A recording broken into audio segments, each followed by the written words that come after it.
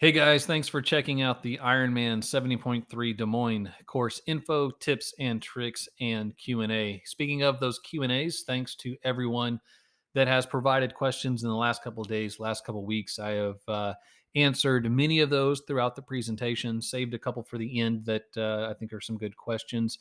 If you have a question either now or throughout the presentation, you can submit those via the GoToWebinar widget that is there on your screen. There is a questions tab that you can submit your questions there. I will get to as many of those questions as I can in our time here this evening. You guys are tapering triathletes, and I certainly don't want to keep you up past your bedtime. So if I am not able to get to your question this evening, I will respond to it in the next day or two via email. So let's go ahead and get started. My name is John Mayfield. I am a full-time triathlon coach. I am blessed to be able to do this as my career. I am passionate about working with athletes, and I work exclusively with athletes racing long course races, so 70.3 and Ironman distance races. I am USAT Level 2 certified as well as Ironman U certified, and I've had the honor of working with hundreds of athletes from first timers to professionals and everyone in between. All right, let's head to the races. Couple things, a couple tips before the race gets started.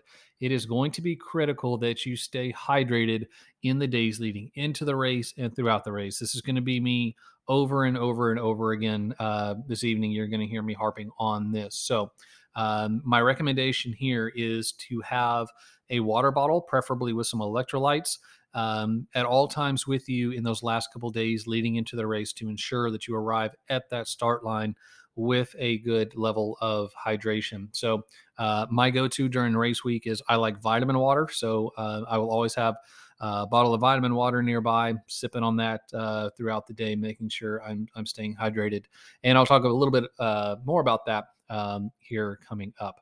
Kind of hand in hand with that is limiting the time on your feet. So, you're obviously going to need your legs to perform on race day. You want to make sure you're not going out spending too much time on your legs, ensuring that you arrive hydrated and fresh. So limit the amount of time you're spending on your feet. So if you're coming into town, maybe just be aware of that in the things that you're doing before the race, any tourist activities, things with the family, things like that. Obviously, you have to head down to check in. You're going to want to check out the Ironman Village. You have to check your bike the day before. So there's some things that you have to do. But make sure that you're sticking with your recovery routine, those modalities like the recovery boots, compression socks, all that can help with that. But just make sure that you're setting yourself up for success by not overdoing it in the days leading into the race. Check out the course. The lake down there is really cool, which that's part of the run course. My recommendation is to go out and drive the bike course. There are some technical sections to this course. We're going to be talking in greater detail in a few minutes about the bike course specifically and the technicalities of it. There are a couple hills, couple legitimate climbs out there, quite a few turns. So my recommendation is to go out and drive the course. So we don't want are any surprises on race day. So I'm going to do my best to give you a good picture of what you're in store for here this evening. But again, this is going to be based on my ability to describe it to you. Your interpretation could be different. So again, my recommendation is to go and actually put eyes on as much of the course as you feasibly can. So go out, do that. You can ride most of the run course, so that's a great way to kind of get in a nice, easy, fun ride, as well as check out pretty much the entirety of the run course, and again see exactly what you're in store for on race day. The aid stations are typically marked with brightly colored duct tape several days out, so you can see exactly where those are going to be. So, where are the aid stations in relation to climbs, descent, some of those technical areas, those kinds of things that are going to be useful to know. Same thing on the run. How far do you have to run to hit your first aid station? Where's the next one? And so on and so forth. So just getting a good feel for what you're going to experience on race day as well as seeing like the walk from the transition area over to the swim start, getting a feel exactly for what you're going to experience on race day. And then be sure to read the athlete guide. So lots of good information in there. Typically, there's one or two nuggets that are going to serve real valuable on race day. So make sure to read that. Even if you're a seasoned veteran, you've done numerous 70.3s, even if you've done this race before, there are some changes this year. So it's always a good idea to peruse the athlete guide prior. All right, on race morning, transition opens at 5 o'clock. Transition is in a new location. So historically, it has been a kind of across Fluor Drive. Now it is going to be set up right there on the lake. So the good news is that long run across the road through the grassy field over to that transition area, that is no more. Transition is going to be set up right there on the south side of the lake. So transition opens at 5, and parking is in that same location that it has been previously, which is effectively right across the street there. So pretty close. One thing it is to be important to be aware of is that there is in the past there has been a good amount of traffic getting in to this lot. So I'm going to say this a lot of times, as well as the hydration. I always recommend being early. I'm not necessarily that natural early person. In fact, my wife would probably agree that I tend to be running late most times, but when it comes to my triathlon racing, I try to do everything early, be early. So that would be my recommendation, is to um, arrive early, avoid the traffic, have plenty of time to get set up in transition, and then get over there to the swim start. So speaking of, what I mapped out shows it to be zero point 0.7 miles around the lake from the transition area over to the new swim start location. So in one of the webinars I was watching with the Ironman staff, I think they said it was shorter than that. But according to what I mapped out, it's basically 3/4 of a mile there. So for most, you're looking at somewhere in the neighborhood of about a 15-minute walk around there. So make sure that you're taking that into consideration and building in plenty of time to get everything done. The water temperature will be announced in the days leading into the race. Typically down there at the Ironman Village, usually like at the check-in tables, you'll be able to see that, what the current water temperature is. That should give you a good idea of what to expect on race day. But just know that that temperature can fluctuate by a couple degrees. I want to say that maybe last year it may have been above the wetsuit cutoff the day or two before the race, and then magically overnight the water temperature did drop below that 76.1 cutoff. So last June the lake was below 76.1, but it's always kind of borderline there. So make sure to plan accordingly. It could be a wetsuit swim. It could be um, wetsuit optional. So if it is 76.2 or above, wetsuits become optional at that point. Just if you're wearing a wetsuit, you will start last behind all the people that are not wearing wetsuits, and then you will not be eligible for world champion slots or age group awards. You'll still get your medal. You'll still be a 70.3 finisher, just not eligible for awards or those world championship slots. All right, and on to the swim course at Gray's Lake.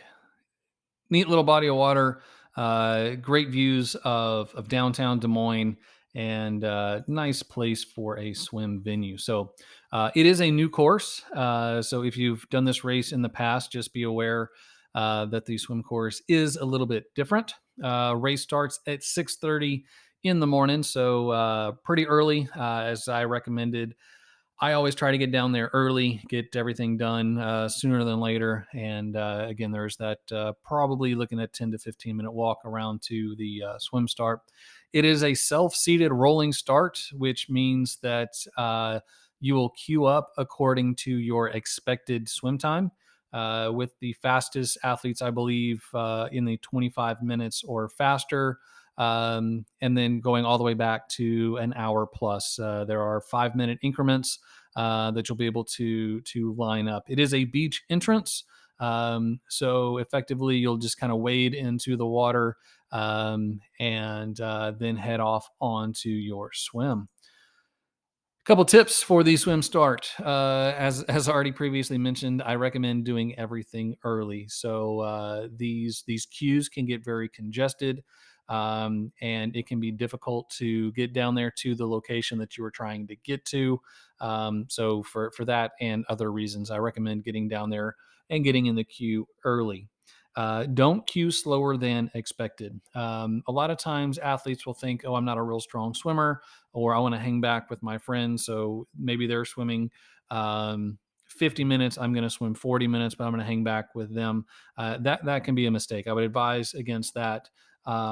And do what you can to be as accurate as possible with your expected swim time. That is going to allow you to swim with athletes that are going the same pace. It's going to minimize the contact. It's going to minimize the amount of people swimming over you or the amount of people that you are swimming over.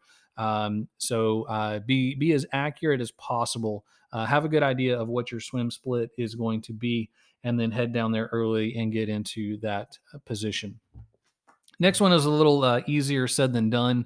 Don't panic. Um, it's fairly common for athletes to hit the water and have that fight or flight response and have a panic attack or panic once they start to swim. The great thing about this one is it is that beach entrance, so you'll be able to kind of wade in. Uh, Water temperature is expected to be somewhere probably in the mid 70s, so you're not going to have that really cold hit the water response that when the water's in the 60s or some of those that you can. So as you're wading in, take your time. Don't be in a rush. Maybe splash some of that water on your face. That will help to control that fight or flight response when you're controlling the amount of water that is hitting your face. So do what you need to do. Take your time getting in. Obviously, those that are going for world champion slots, winning their age group, they're diving right in and sprinting from the start. But if that's not you, just do what you need to do, settle in, and take your time getting in. Once you get in a little bit deeper water, something you can do is called a sink down, and it's exactly that. Just sink down under the water, exhale, blow that air out, resurface, and just be reminded that there's plenty of oxygen right there above the surface of the water. But do what you need to do to go out there. Sometimes spending a few seconds or even a minute or two early in the swim to get comfortable will pay dividends later on and help you produce a faster swim. So, as mentioned, there is a new swim course shape. It is quite interesting. This one I'm referring to as an S shape. So, I guess it's kind of more of like an S on its side. So, great thing about Gray's Lake is it is relatively small. So maybe that's why there are all these twists and turns and different things, so we can squeeze in 1.2 miles worth of swim course in it. It is protected water, so we don't have to worry about anything like currents or waves or swells. Your worst case scenario is wind kicking up some chop on top of the waters, but even then, quite a bit of trees around the lake, and again, the lake just isn't all that big. So whatever chop on the surface of the water there may be, it's not going to be really big. So it's reasonably clear water. It's not crystal clear. It's not like muddy, though. I would say this aerial picture doesn't even really do it justice. Keep in mind, this is looking through that clear water more so to the depths and to the bottom of the lake there. So don't worry too much about that. It is pretty good water clarity. In fact, you can kind of see even around the edges where you can kind of see the shore as the water does get deeper. Obviously, the sunrise is going to be to the east, so kind of depending on which way you are going, you will be going all directions on this swim course. But depending on which way you breathe, at sometimes at certain points in this race, the sun will be in your face. Just going to depend on how frequently that is and when that is, based on how you breathe. So, as mentioned. New swim start location. This effectively removes the peninsula. So in years past, there was a little jog across this peninsula in the middle of the swim. So that made for a interesting little feature to this course. So now, as mentioned, transition is here. You'll walk around the lake. That's where I recorded that at about 3/4 of a mile to get down here to the swim start. So you'll kind of wade in here. Again, it starts off pretty shallow and actually doesn't get too deep too quick. So you'll be able to take as much time as needed to get into your swim stroke. Head down, turn, turn, turn, and to the turn. So a couple left turns, a couple right turns, and head out onto the finish.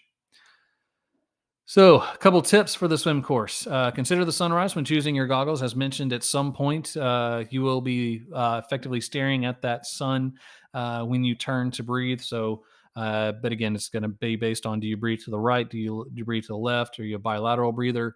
That is going to determine how often and when you are staring into that sunrise. So take that into consideration. Pay attention to where the sunrise is at that time of day. Whenever you have your expected swim start, remember the race starts at 6:30. Those first swimmers will be in at 6:30. But if you are further back, it takes generally 30-45 minutes to get everyone in the water.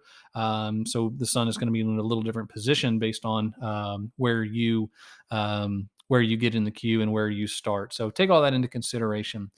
Break the course into segments. So we have this elephant to eat. How do you eat an elephant? One bite at a time. So fortunately, this course is really, really easy to break into segments because there are so many. So for me, um, I like to make progress. I feel like I've accomplished a section of the course. So for me, I would attack this course just turn buoy to turn buoy. So those are going to be those red buoys. The good news is over 1.2 miles, there's just a couple hundred meters between each one of these. So every couple hundred meters, you're going to be making a pretty hard turn. So utilize that as a benchmark, as progress, and build throughout from there. Do keep in mind that those turn buoys will be the most congested section of the course.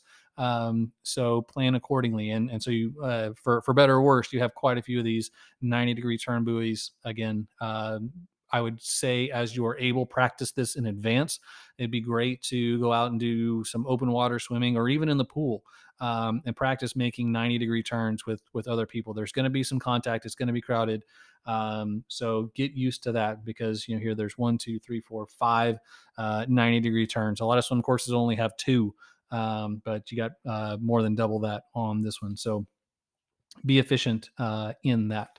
Make sure that you're sighting often. So the best way to add time to your swim time is to swim additional yardage. The best way to swim additional yardage is to swim crooked. The best way to swim crooked is to not sight frequently enough. So make sure that you are sighting frequently. And then once you are approaching the end, keep swimming until you touch the beach. So you've been out there for a while. You're probably tired of swimming. You're ready to get back up and start running into transition. What you'll see is a lot of folks they'll pop up and it'll be chest deep, waist deep, but that's going to be very inefficient for moving through those last several yards of the course. So this is kind of a rule of thumb I use in all swims: is keep swimming until you touch whatever it is that you're going to be coming out. If it's a ramp or a boat ramp or a ladder, whatever it is, keep swimming until you touch whatever it is that's going to get you out of there. So now you know that the water is shallow enough to stand up. You're going to be more efficient now running through the water as opposed to trying to swim. But keep swimming until that depth of when you are able to touch the ground and enjoy the swim. This really is a neat one. Great spectator support. You can see this bridge that goes out over the water. That's going to be full of spectators. They'll be cheering. So this will be a ton of energy along this course. So it is a good one. So really take it in and enjoy it. All right, from there, we headed into the newly relocated transition area that is there along the lake. So, a couple tips here. Know your location. There's going to be quite a few bikes. All these racks are going to look very similar. So, be sure to know exactly where your bike is. So, the day before the race, when you check in your bike, pay attention to where is it on the rack? Where is the rack in relation to the other racks? Are there any landmarks or anything like that that can help make it easily identifiable as you're headed there out onto the water? So it can be quite costly if you forget or go down the wrong row. That's just time given back that really hasn't done you any good. So Get to your bike as quickly as possible. And then these next two kind of go hand in hand with being efficient, as well as packing minimally. So pack everything you need and don't pack anything that you don't need. Be efficient with those things that you are doing, those movements, the things that you need to do. Obviously, you have to put on a helmet, but kind of from there, even the way you set up your helmet and the other things that you do. So for me, it's putting on my helmet, it's putting on my visor, and then I'm pretty much done. I have my shoes and the pedals, and I'm moving on out. So be efficient, pack mentally, and practice in advance. So transition is a great way to make up some time, even if you don't have to be the best swimmer, cyclist, or runner, but you can be a ninja in transition. It just takes a little bit of practice and intentionality. So know the things that you're going to do, because in the moment it's easy to get caught up and forget. Full disclosure, with all my years of racing, I raced back last year. I came out of transition and I realized I didn't have my bike helmet on. So it happens to the best of us, I guess. But practice, know exactly what are those things that you need to do, like putting your bike helmet on, and be good with that. Consider a go bottle. So this is a really great tip. My friends at Precision Fuel and Hydration turned me on to several years ago, and I am a big fan of this. So my T1 Go bottle is a bottle with about 6 to 8 ounces of water, a full serving of electrolytes, and a serving of nutrition in it. So what I will do is I come in and I'm doing those things, but remembering hopefully to put my bike helmet on and everything else, I'll grab that bottle and just chug down those 6 to 8 ounces of water. That'll give me a little boost on my hydration, a little bit of nutrition, and my electrolytes. As I mentioned before, it is absolutely critical that we maintain hydration, nutrition, and electrolytes. So I'm coming out of the swim, whereas, for the past 30, 40 minutes, I didn't have the opportunity to take in any nutrition, yet I was burning calories, losing hydration. So this Go bottle is going to get me just kind of a little boost as we get started there in the bike. And I can get settled in. I can get into my shoes. The very beginning of the bike course is a bunch of twists and turns, so not super conducive to starting your nutrition and hydration from the bottles or your hydration system on your bike. So this is a great idea just to get started there. I mentioned early on that my go-to is vitamin water. I like the vitamin water; it works for me. But I also like the bottles, so I will make sure to save two of these, so I can have one in T1, one in T2. And what I like about the bottle is it has a big mouth on it. So your standard water bottle has probably about a dime size cap on it. So the water doesn't come out quite as fast. Whereas like the vitamin water bottle and several others, Gatorade and all those have the big ones too. They're more like a $50, silver dollar type size. So you can hit that 6 to 8 ounce of water much quicker. So it's just efficient, goes down quick, and you're off. Not really taking you any more than 2 or 3 seconds, which is time very well spent. So consider a Go bottle and see if that is a good idea for you, which I think it is. All right, out onto the bike course. This is a good one.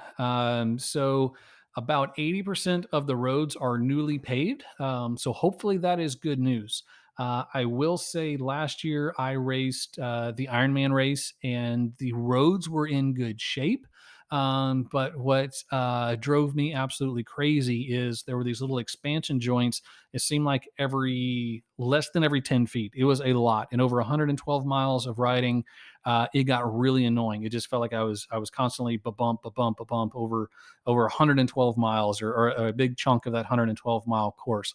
So even though those roads were in good condition, they still had those slots in it. So I'm not exactly sure if these newly repaved roads have that or they don't. Maybe just something to kind of keep an eye out for when you go out and drive the course and see exactly what you're in store for.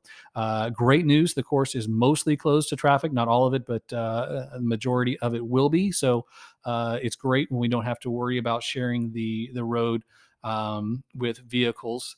It is rolling with a few climbs. And so it starts off flat, kind of immediately out of transition, flat, but then relatively early on, there's going to be what we would refer to as more of the rolling hills. And I would say there are three sections to note of where we're going to have some pretty considerable climb. So the first is, as I mentioned, we come out of the lake and then hit kind of the twisty turvy through this park area. Going to be kind of hard to get in your nutrition then. So that's when that go bottle is going to be beneficial. And then about 5 miles in, we're going to hit the first climb. So we can see it's pretty flat through these first 5 miles. And then this is that kind of 5 mile mark where we're headed up for the first time. And then it kind of plateaus, goes back down a little bit.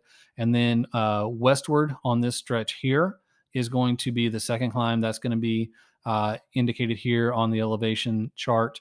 And then the third climb is over here right at the U-turn on the far point. That's going to be this here. You can see that's actually pretty steep. So this first climb here at approximately the mile 5 mark is about 2 miles long with an average grade of 1.5%. So 1.5%, decent, but there's obviously some sections in there that are going to be higher than that. Similar grade for climb 2 along here, but this one's going to last for 3 miles. So it's 3 miles at least 1.5% or an average of 1.5%, with some sections in there being steeper. And then this final one, climb number 3, is 2 miles long and has an average of 2%. So it's actually a little bit steeper. It's the steepest of the sections along there. Good news is once you head back into town, what goes up comes down. So you have actually a net downhill at the end. And kind of as you head back at that 5 mile mark, you're going to get all that elevation back, get you back to the starting elevation. So kind of just a nice little push as you head downhill. Couple tips: be familiar with the course. Again, I can describe these three climbs to you, but there's plenty of little punchy ones in between. I can say that the course has rolling hills, but that means a little bit different for everyone. I come from the very flat coastal area, so pretty much a speed bump is a hill for me. Others train in the mountains and hilly areas, and this is not going to be a whole lot. But don't be deceived. It's not a flat course. It's not a particularly hilly course. I think rolling is a pretty good definition of it. But that said, I do recommend going out and being familiar with the course. Where are the hills? How steep are they? How long are they? Where are those aid stations in relation to the hills or the turns? Anything like that. Again, no surprises on race day. Be sure that you are staying ahead of your hydration and nutrition. So last year in June, this race got incredibly hot. It's June, it's summer. Chances are it's going to be at least warm enough that hydration and nutrition are becoming critical components of your race strategy. So be aware of that and stay up on hydration and nutrition.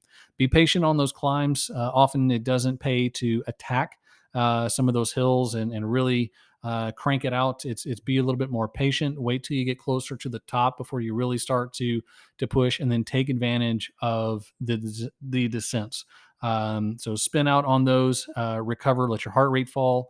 Kind of spin out the legs to get them fresh, and then fuel strategically. So this is again part of going out, seeing the course, planning your strategy for your hydration and nutrition, making sure that if you know there's a climb coming up, go ahead and make sure that you're getting in some hydration, nutrition, because you may not be able to or as easily or as safely over the next couple miles. So make sure that you're fueling strategically and staying ahead of that. It's much better to be proactive in this case than reactive. And then towards the end of the course, begin to prep for T2 and the run course towards the end. So as already mentioned, around 5 miles out, there's going to be a nice downhill stretch that's going to give you some free speed, and then it's going to flatten out as you kind of ride around that park area. Again, especially once you get into that park, you're real close. So take advantage there to begin to kind of spin out the legs. Think about what you're going to be doing in transition. Begin to think about the run. One thing that is physiologically advantageous is to begin to match your bike cadence to your run cadence. So most athletes are running somewhere around 90 steps per minute. If you can start to match that to your cadence on the bike, it's going to remind the body, remind the legs what it feels like to turn over at a rate of 90 times per minute. So then you come out of transition and you'll very quickly, very easily find that 90 steps per minute cadence. Another little tip here is a little counterintuitive or to what I've been saying is I don't take in any nutrition or hydration in the last 20 minutes of the bike course. So for me, it's roughly 6-7 miles is that last 15 to 20 minutes. So wherever that is on the course, it's kind of coming down that downhill stretch. That's going to be the last time I take in fluids to my stomach, and that's just so that my stomach can settle. I don't want to go into transition and start my run with a belly full of water sloshing around. So if I am behind, hopefully that's not the case, I'll take those last minute chugs off the bottle just to get in the hydration, the nutrition when I'm still 6-7 miles out, and then let it all settle through those last several miles, and then head into transition, where I will know the location of my rack, be efficient, pack minimally, and practice in advance. So, yep, those T2 tips are the same as the T1 tips. That is not a mistake. That is intentional. So, those same things that were smart to do in T1, also good ideas to do in T2. The one thing I do different here is instead of 6 to 8 ounces of water in my Go bottle, I'll have more like 10 to 12 ounces of water. I haven't taken in anything over the last 20 minutes, so it's definitely time to get going again. And if my stomach isn't feeling great, if I want to be a little more conservative, instead of chugging that 12 ounces of water, it'll become really that Go bottle. I'll take it with me out of transition, and I will nurse it over however long I need to. I'll get it down as quickly as possible, but I'm not going to rush it. I'm not going to force it. So maybe it's a half mile, a mile, 2 miles, whatever the case may be. And then I will then ditch that bottle and then switch to hydration and nutrition from the aid stations. All right, headed out on to the run course. So it's what we're calling a 1.5 loop course. So parts of the course you'll do once, parts you'll do twice, mostly along paths. So this is nice in that, again, not really involving the roads. These paths are nice and wide. They're in pretty good condition. So not having to worry so much about the condition of the road. There is some shade, but it's mostly exposed. So this was definitely a case last year when those temperatures began to rise. Again, there was some shade, but there was a decent amount of exposure to the sun. It is pancake flat. There's a small rise as you're headed up in that last mile. Definitely nothing to worry about or account for. It's as a rule just pancake flat. So even though the bike course was rolling, had some hills, not really the case so much for the run. So again, transition is here just right outside the lake. The first stretch is going to come along this out and back. And I will say last year, again, I did the full Ironman Des Moines last year. So I believe that course was 3 loops. So did this section 3 times. It was in the afternoon. It was hot. This section sucked. So it was a little bit later in the course, not much, but this is long. It's not a whole lot out there. There was a lot of sun. There was a lot of heat. So I would say it's actually a good thing that this part of the course is only done once and is done early on. So I think that's a good thing. So you'll come back into the park area, back along this section here, and then come across, headed up, again, staying along the river. You go across the bridge, come back down, back on this side, and this is where the loop is. So you'll head back out and repeat this section again. So back out to the bridge, back across, head over, and now we're going to be heading back into the park and back into town. So this is back around kind of the walk we did first thing to get to the swim start, past the swim start, out of the park, and then up floor to Locust. So this is that nice long straightaway headed into the downtown finish. All right, a couple of tips for the run course. Build throughout the course. So we have a couple sections here, kind of like the swim, as I mentioned. The first section is going to be that stretch, the out and back, out of transition back along this way.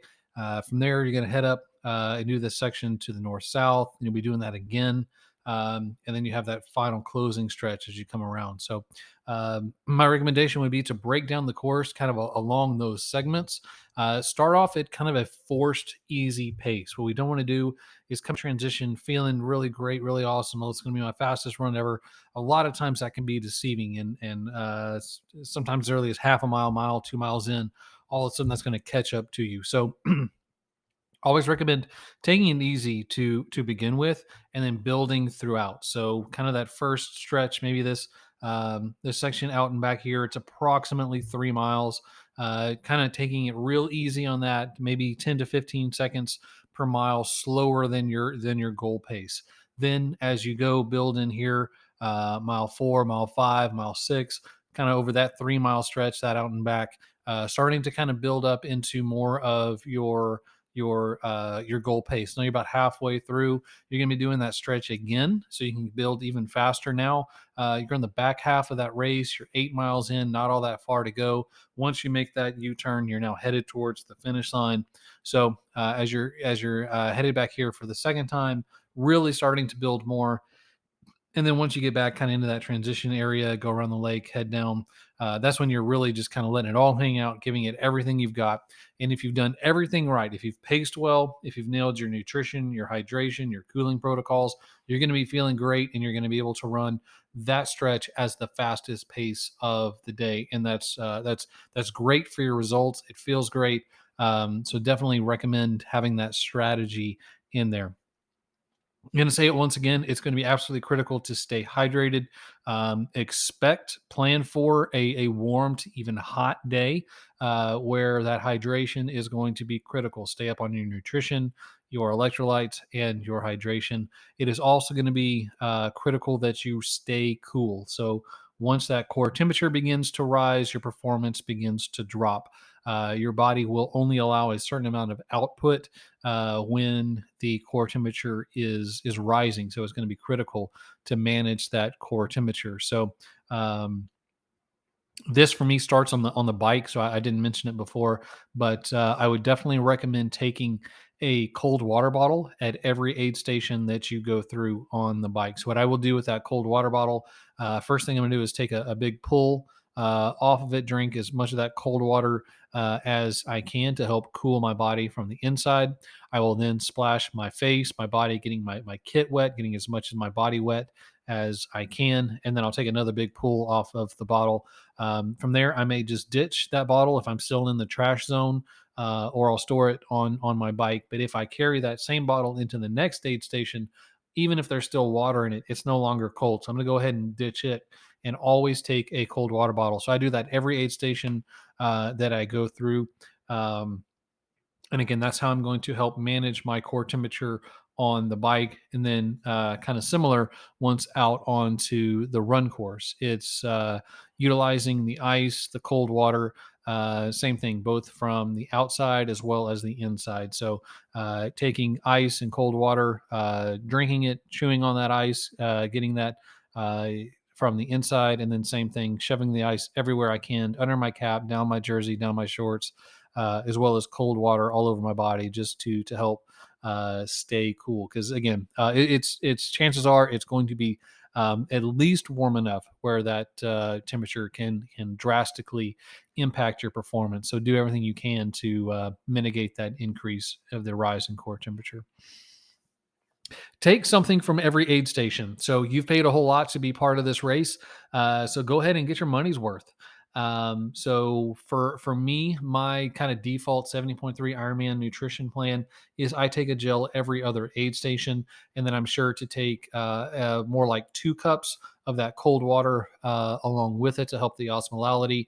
And then every other aid station, that's where I'm really focusing more on that cooling protocol. So it's kind of like my nutrition hydration at aid station 1, and then the aid station 2 is more of the cooling. So that's where I'm going to get the ice and that sort of thing. So taking something from every aid station, even if it's not something I'm necessarily ingesting or taking in, I'm still going to take something and utilize those aid stations out there, and then also plan those. So as I mentioned, I have my plan for the odd numbers and the even numbers.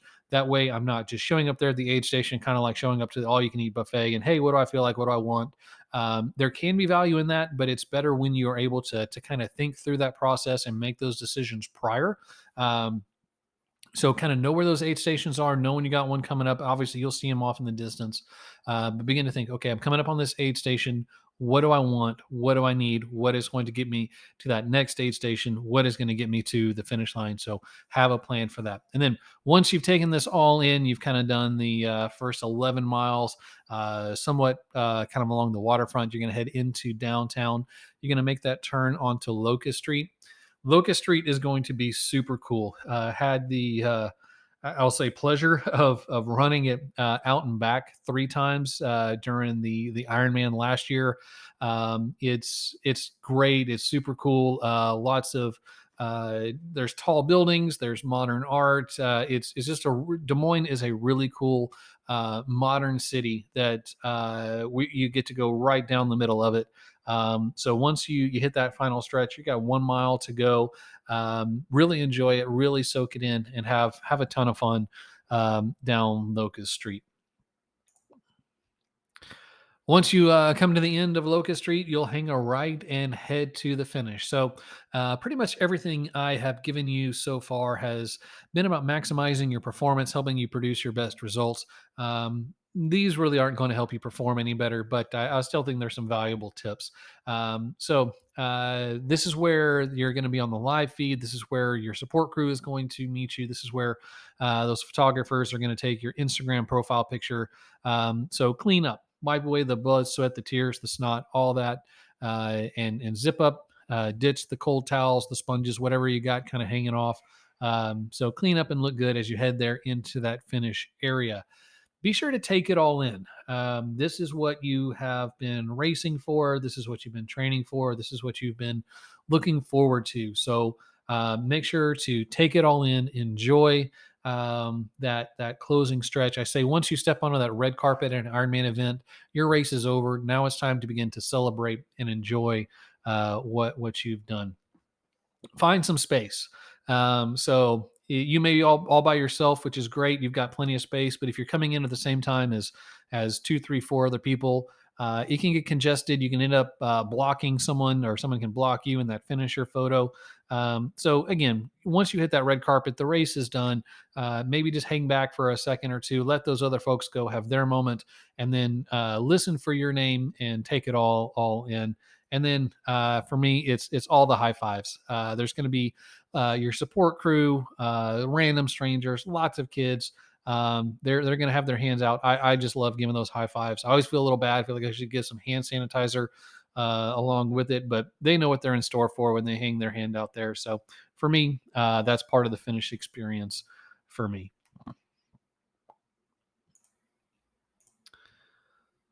All right, that is what I've got. I hope this has been beneficial for you. I hope you've been able to glean a nugget or two, something that is going to help you have a better, more enjoyable race experience. So, going to get into the questions now. Down to a couple minutes. We got some time here for several questions. Again, I will get to as many of these questions as possible. If I don't get to your question, I will follow up with you, or if something comes up in the next week or so prior to the race, just shoot me an email, john@tribetriathlon.net. So first question, do I need special gearing? Um, Special is a bit of kind of a subjective term, but I would say most likely not. This course, again, not super hilly, not super steep, not real long climbs. It's definitely not a climbing course, so you're not going to need a quote unquote climbing setup. Chances are the vast majority of bikes are set up perfectly well for this course. Now, if you've got a super aggressive time trial position gearing setup, maybe it's worth throwing a little bit bigger cassette on. The chances are the combo that you've got on your bike is going to be completely adequate for this course. If this is something that you're concerned about, be a good conversation to have either with your coach, maybe your local bike shop. Just kind of show them the profile, the elevation gain, let them know what you're looking at, and they can not only make a recommendation as to if you need to adjust your gearing, but provide that advice as to exactly what gearing it should be. So it's going to be a little bit different for everybody based on weight and experience and different things like that. But I think the vast majority of the athletes will be just fine with their current setup. What if I get a flat? Um, Hopefully, with these freshly, newly repaved roads, flats will be held to a minimum. We've got hundreds to thousands of people out there on the roads. Someone, unfortunately, is going to get a flat. So, if it is you, it's important to be self sufficient and be able to change it on your own. So, recommend carrying a flat kit or whatever it is that you need to recover from that flat tire. So, have the gear to do it, but also have the ability to do it. So being able to change that tire yourself, the flat yourself, that is going to be your best bet. So if you don't know how to change a flat on your bike, again, check out your local club, teammate, coach, local bike shop. Those are all great resources. Even YouTube, go in there and see exactly how it is. It's not difficult. Practice a couple times and you'll be a champ. There is neutral support out there on the course, but you may get lucky and they may be right there when you flatten and be able to help you out real quick. Or they may be on the other side of the course and it may be a long time before they get to you. Or if you're going through a bad patch, there may be several other cyclists they're having to help before they get to you. So, worst case, there is support out there to help with flats and other mechanicals as well. Just know that you are at the mercy of whenever they show up. So be as self sufficient as you can. Should I wear shoes on the walk to the swim start?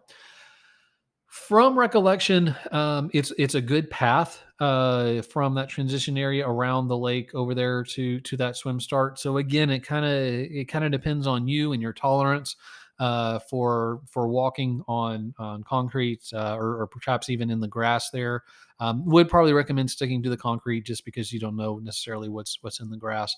But that would be a good idea to just kind of get a feel for the day before when you're going down there to drop off your bike.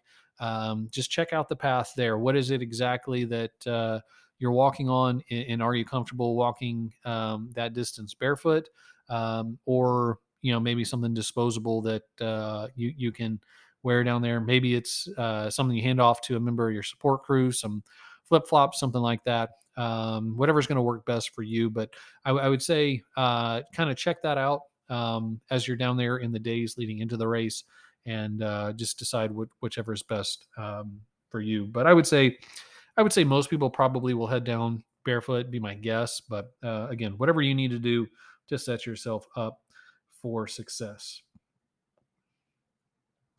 Should I carry all my nutrition or take hand ups on the bike?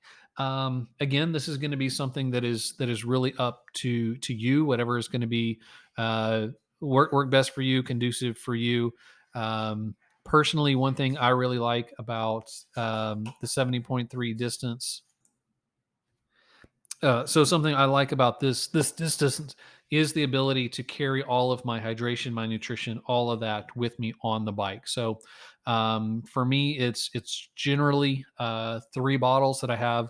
Again, with my hydration, my nutrition, my electrolytes, all those things that I know I'm going to need to consume on the bike. My setup allows me to carry all of that, so that I don't have to rely on those aid stations for my nutrition. Now, as I mentioned, I do still take a cold water bottle through each aid station, but I do not personally rely on the nutrition out on the bike that is provided. That said, I do kind of, as I mentioned before, I use the nutrition at the aid stations on the run.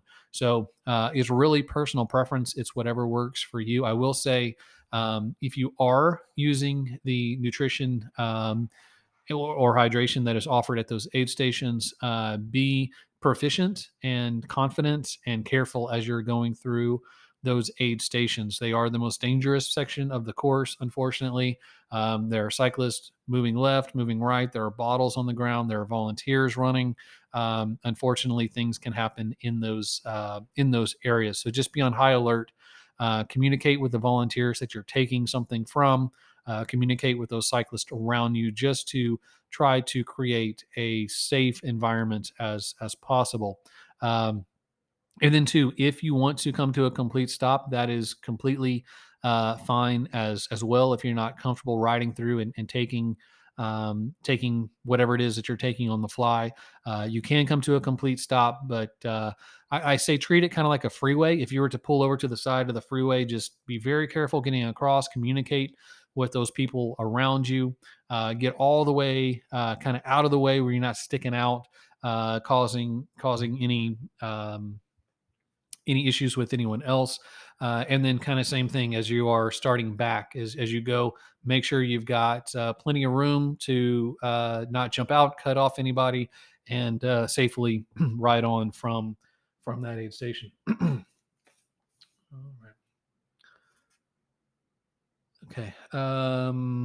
Couple more questions. Getting close on time. Should I run a rear disc wheel?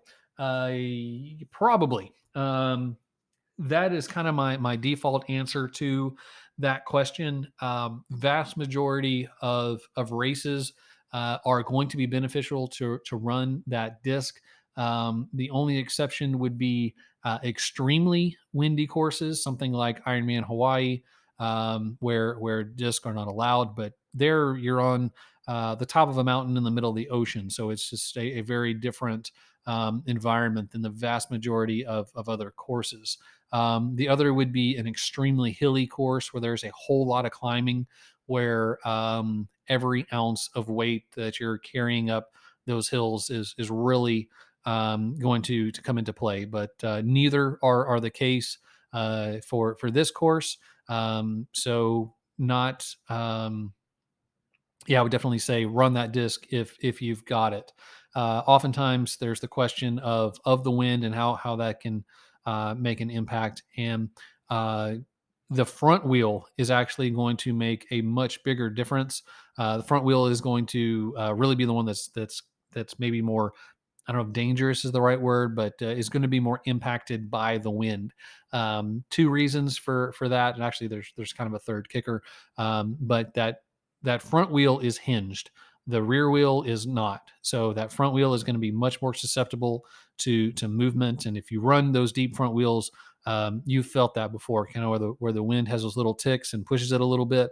You've definitely felt that if you run wheels of any depth. The other thing is you've got approximately 30% of your weight over that front wheel, kind of depending on your weight and your fit, your setup, all that. Somewhere in the neighborhood, give or take 30% of your weight is over that front wheel, whereas you've got about 70% of your weight over the rear wheel. So again, much more stability. The rear wheel has 70% of your weight and is fixed, whereas that front wheel, 30% of your weight and is hinged. That front wheel is going to be a much more important decision on a windy day than that rear wheel. All right, down to just a couple minutes. I'm kind of saved this one for the last. Any secret last minute tips? And I will say this is by no means a secret, but I do love this tip, and it is something that I remind all of the athletes that I work with of prior to any event that they're doing. I am a big fan, big advocate of racing with gratitude. So I think it is a great strategy and quite important in the days leading into the race to touch base with your support crew, your family, your friends, your teammates, your coach, the village that has got you to this start line and will get you to the finish line. Touch base with them and just express your gratitude for everything that they've done, everything they've contributed to your ability to arrive at this race. And know that when the race gets difficult, chances are they are the ones that you're going to think of, and it is going to be a real blessing to know that you have expressed your gratitude to them. They know how you feel. They know that you appreciate them and are grateful for what they do. I say this extends out onto the course, thanking as many volunteers as is possible. Obviously, these things would not happen if the volunteers did not give of themselves, of their day, to come out and support you. A lot of those volunteers are fellow athletes, so they know what you're in store for. But perhaps you have volunteered, and you kind of know what goes into all the work to keep athletes moving and put on a great event. And then also things like your first responders, your police officers that are keeping those intersections safe, medics and those kind of folks that are out there patrolling on the course to make sure everybody's doing good. Express gratitude to those folks as well, because those are they're a critical component of what we do.